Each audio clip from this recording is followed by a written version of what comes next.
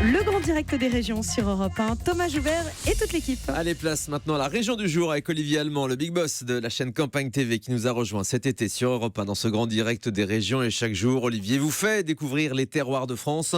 Ce matin, nous partons au pays de Guebwiller en Alsace. Le pays de Guebwiller en Alsace. Alors pour vous situer, on est dans le département donc du Haut-Rhin, à mi-chemin entre Mulhouse et Colmar, dans la vallée du Florival. C'est très très beau comme nom déjà, Florival, où coule donc la rivière qui s'appelle la Loche. Donc Loche. voilà.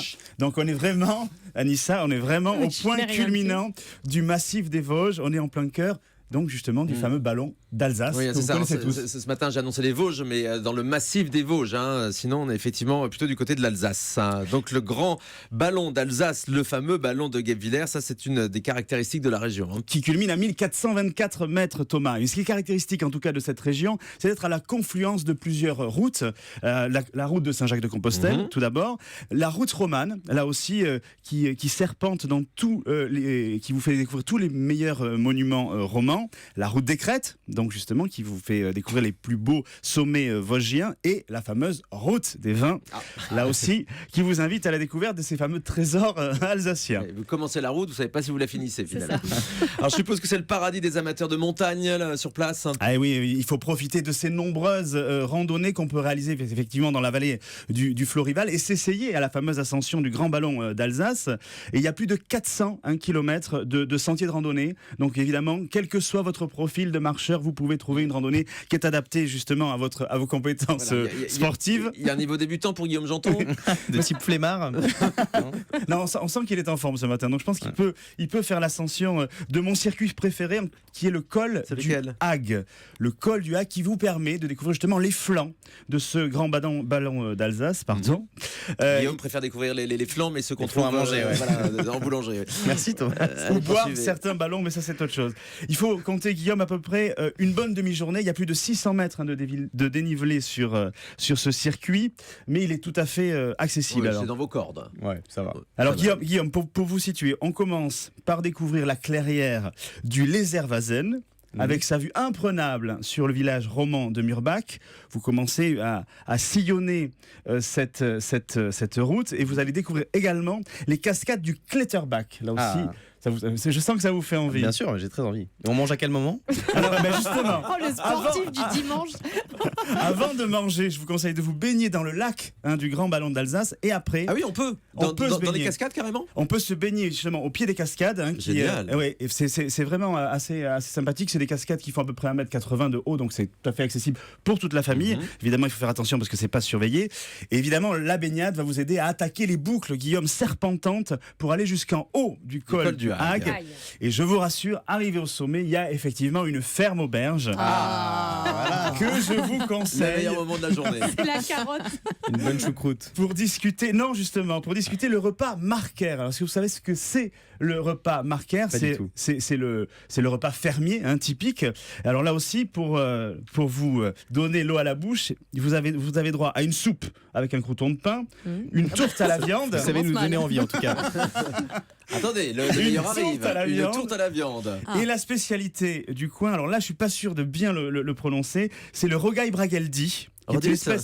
Le rogaille brageldi, c'est comme votre kouign-amann, Thomas, mais ça c'est mon rogaille brageldi. C'est une espèce de pomme de terre braisée avec de la viande fumée, le tout mélangé avec un petit peu de fromage. Donc évidemment, Pas mal. tout ceci est bien léger. Et pour terminer, vraiment pour s'armer d'énergie pour la descente, c'est un fromage blanc au kirsch, là aussi, qui est une spécialité de toutes ces fermes auberges et notamment de la ferme auberge du col du Hag. On redescend en roulant là. Oui, et le problème c'est que la descente est assez raide, fait, pour être tout à fait clair. Bon, en tout cas, ça donne l'eau à la bouche. Alors, on parlait de l'influence romane dans la région, beaucoup de beaux monuments à découvrir. Oui. Alors tout le long de la route romane, il y a beaucoup de monuments à découvrir. La visite incontournable dans le coin, c'est vraiment l'abbatiale de Murbach qui vous attend au détour donc d'une route boisée. Ce monastère donc qui fut l'un des plus puissants du Saint-Empire romain germanique du 11e et du 12e siècle, qui a été reconstruit d'ailleurs après la guerre de 30 ans. Mais pour nous parler justement de tous ces monuments, on va accueillir Thomas Studer, qui est guide à l'office de tourisme de Guebwiller. Exactement. Bonjour Thomas Studer. Bonjour. Alors, quels sont les monuments les plus significatifs à ne surtout pas rater dans le coin? Effectivement, il y a l'ancienne abbaye de Murbach, donc l'un des fleurons, l'un des plus beaux monuments romans de toute la vallée du Rhin.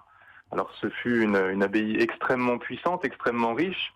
Aujourd'hui, c'est avant tout un petit village où il reste le cœur et le transept de l'ancienne abbatiale. Alors un jour comme aujourd'hui, avec une vraie canicule, c'est vraiment l'endroit idéal. On est au creux d'un vallon, il y a un petit peu d'ombre et un petit peu d'air, de fraîcheur, c'est très agréable. Oui, un petit peu de fraîcheur dans l'abbaye, oui. Et pour la décrire, hein, on parle de sa façade romane en grès rose, parce que là aussi c'est typique de toutes les églises, de toutes les chapelles et de tout l'art roman du coin. C'est bien ça, le grès rose, qui est la pierre typique de la région, qu'on retrouve sur la cathédrale de Strasbourg d'ailleurs. C'est ça, tout à fait. C'est la nature du sol localement. Le fameux vignoble de Guebwiller aussi est constitué en muret en grès rose. C'est la pierre qu'on trouve dans les carrières autour de Murbach. Effectivement, elle a donc cette caractéristique d'être construite en grès rose. Elle a également un chevet plat, ce qui est typique de l'art roman de la vallée du Rhin. Et puis, c'est surtout un endroit un petit peu en dehors des cartes postales alsaciennes. On ne va pas forcément trouver de colombage ou de cigogne, mais on est quand même dans un vrai élément du patrimoine alsacien. Et c'est une abbaye qui est très bien conservée ? Oui, alors la partie qui reste encore debout aujourd'hui est très bien conservée, mais en l'occurrence, il n'y a plus que le chœur et le transept. Toute la nef et les bâtiments conventuels ont été démantelés au XVIIIe siècle. Alors quels sont les autres fleurons de l'architecture romane dans ce pays de Guebwiller ? Alors sur quelques kilomètres en dehors de l'abbaye de Murbach, on a également la collégiale de Lautenbach, qui a aussi un très beau porche roman historié avec de belles sculptures. Et puis on a également dans la ville de Guebwiller la plus ancienne des 3 églises de Guebwiller, qui est l'église Saint-Léger, qui est de style roman tardif, c'est-à-dire on mélange un petit peu le style roman et les prémices du gothique. Et là aussi, c'est un bâtiment qui est construit en grès rose, qui est assez imposant, assez impressionnant. Il y a plein de petites anecdotes, de petites légendes autour de ce bâtiment. C'est aussi une visite très intéressante. Effectivement, les murets en grès rose sont très significatifs de la région. On peut également visiter les Dominicains de Haute-Alsace. C'est un ancien couvent, c'est ça ? C'est ça, c'est un ancien couvent qui date du début du XIVe siècle, qui a été plusieurs fois remanié à travers l'histoire. Et aujourd'hui, c'est surtout une salle de concert, de création, de diffusion musicale et audiovisuelle. Alors c'est un lieu qui a vraiment une âme, on sent vraiment des siècles d'histoire. Et puis toute cette histoire, elle permet aussi aux artistes qui sont en résidence là-bas de s'en imprégner un petit peu pour des œuvres très souvent très contemporaines. Ça peut même être de la création de musique électronique, du mapping vidéo, etc.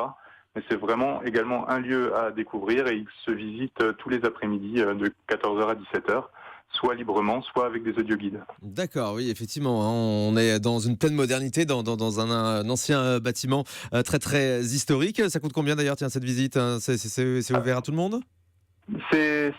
L'entrée est payante, mais vous pouvez bénéficier d'un audioguide pour le prix de l'entrée. D'accord, ça permet entendu. Merci beaucoup Thomas Studer, guide à l'Office du tourisme de Guebwiller pour tous ces bons plans dans la région. On va prendre Jérémy maintenant qui nous appelle au centre d'Europe 1 39 21 à Essingheim. Bonjour Jérémy. Bonjour Thomas, bonjour toute l'équipe. Alors vous travaillez vous au sein de Woodstock Guitar. En fait c'est un grand magasin de guitare qui se trouve dans la région à 5 km très précisément de Guebwiller. Oui tout à fait, donc dans la ville d'Essingheim, une ville très sympathique par ailleurs. Et en fait on a 400 mètres carrés d'instruments de musique, donc c'est essentiellement dédié à la guitare. Et le fait qui est intéressant aussi, c'est qu'on a une salle de concert à côté, donc on a déjà pu accueillir des grands musiciens, notamment des Français comme Fred Chapelet, le guitariste de Jacques Dutronc. Ouais. Et là dans les prochains mois on va accueillir également Yuli John Roth qui a officié au sein du groupe Scorpion, donc quelque chose de très sympa. Et Scorpion, je me souviens bien, c'était le groupe qui avait chanté Still Loving You à l'époque, c'est ça hein ? Tout à fait, grosse culture rock. Je remercie de le souligner, Jérémy. Et donc, alors lui, il va venir faire une masterclass ? Alors lui, en fait, il va venir faire un concert, mais on va proposer dès la rentrée, en fait, un ensemble de manifestations qui va être dédié à la guitare et plus particulièrement à la découverte de l'instrument. Donc notamment, on va faire des ateliers pour les jeunes élèves des écoles de musique locales et un ensemble de découvertes autour de différentes marques, autour de l'histoire de la guitare en règle générale, quoi. Très bien. Les abbayes là, dont nous parlait à l'instant Thomas Studer de l'Office de tourisme du côté de Murbach, à Lautenbach également, vous les connaissez, Jérémy ? Vous les avez déjà visitées ? Alors moi, je travaille depuis pas longtemps dans la région alsacienne, mais c'est vrai que c'est une région que je fréquente depuis longtemps. Bon, même si moi je suis plus orienté autour de la culture musicale, mais en tout cas c'est une région qui est quand même assez bucolique et qui marie très bien les ambiances rurales et urbaines. Et en tout cas pour fréquenter Guebwiller également, parce qu'il y a un très bon disquaire du côté de Guebwiller qui s'appelle les Échos du Rock. C'est une ville où l'ambiance est très très bonne et où il fait bon vivre, quoi. Vous en parlez très bien en tout cas. Et Jérémy, vous avez un petit accent, c'est un accent alsacien ? Ah, c'est un accent franc-comtois, c'est juste à côté. Juste à côté, effectivement. Et on se rend compte qu'il se passe plein de choses en région, du côté des manifestations musicales. Merci beaucoup, Jérémy, de votre appel. Comment s'appelle votre magasin de musique ? Alors, c'est Woodstock Guitar à Ensisheim. À Ensisheim, à 5 km, donc très précisément de Guebwiller. Merci de nous avoir appelé au 3921. Et si, comme Jérémy, vous voulez faire partager vos coups de cœur et vos découvertes autour de la région du jour, n'hésitez pas, 3921, le 101 d'Europe 1. On reste dans cette région, Olivier Allemand, avec, comme d'habitude, un hébergement assez insolite que vous avez trouvé ? Alors là, plus insolite que ça, je pense que j'aurais du mal à trouver. C'est vrai ? Oui, cet été, je vous propose une nuit en campalune.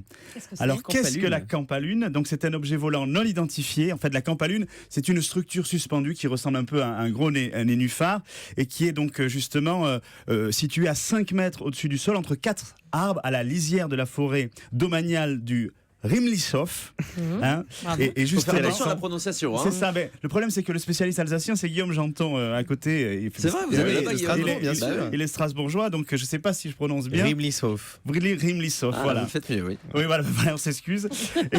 Mais la campaline est une solution donc d'hébergement magique parce qu'on est vraiment suspendu dans les arbres pour toutes les personnes qui recherchent une expérience à la fois confortable et romantique au cœur de la nature. Ouais, c'est sympa. Alors, quand je vous disais que c'est un nénuphar, c'est bien simple. Il y a des pétales supérieurs et aussi des pétales inférieurs que vous pouvez justement ouvrir au gré de vos envies et au gré de l'observation que vous souhaitez réaliser en plein cœur de cette nature. C'est poétique. C'est poétique. Et il y a même une pyramide transparente sur le toit qui vous permet justement d'observer toute la biodiversité. Et notamment, il y a énormément d'oiseaux et d'écureuils dans cette forêt de Guillaume. Allez-y. De Rimlishof. Ah, Rimlishof. Rimlishof. Voilà. Ouais. Effectivement, plein de faune à observer, donc carrément depuis sa chambre, c'est-à-dire le matin vous faites réveiller par les petits écureuils. Si Exactement, et vraiment vous pouvez vraiment adapter l'ambiance que vous souhaitez en ouvrant ou en fermant les pétales de ce nénuphar. Alors cette nuit en campalune, ça coûte combien ? 110 €, petit déjeuner compris. Donc là aussi, n'hésitez pas, www.rimli.com pour réserver votre nuit en campalune. Eh oui, Rimli comme Rimlishof. On a bien compris. Des réactions à propos de cette région du ballon de Guebwiller sur Internet, Anissa ? Oui, sur Twitter avec le hashtag LGDM, il y a Estander qui nous dit « Elle est super cette ferme auberge, celle du col du Hague dont vient de nous parler Olivier. Je la conseille fortement à tout le monde. » Et puis on a un deuxième petit tweet très sympathique des copains d'Europe 1 qui tweetent avec le hashtag LGDM et qui dit « Week-end en famille en novembre prévu en Alsace. » En Alsace. En voilà, plus, c'est une destination qui attire. Avec justement une vue sur les vignobles alsaciens en novembre, justement avec ces feuilles qui s'y jaunissent et qui donnent justement une ambiance magnifique. Voilà donc ce qu'on pouvait dire sur cette belle région. N'hésitez pas à aller la visiter. C'est donc du côté de l'Alsace, Guebwiller précisément. Le département, on le rappelle, c'est 67. Haut-Rhin. Exactement. Bas-Rhin 67. Bas-Rhin 67. Haut-Rhin 68. Haut-Rhin 68. 68, ouais, c'est ça. Le Haut-Rhin est en bas et le Bas-Rhin est en haut. Voilà. Il n'y a aucune logique, mais c'est comme ça. D'accord. Haut-Rhin 68, Bas-Rhin 67. On a affaire à un spécialiste.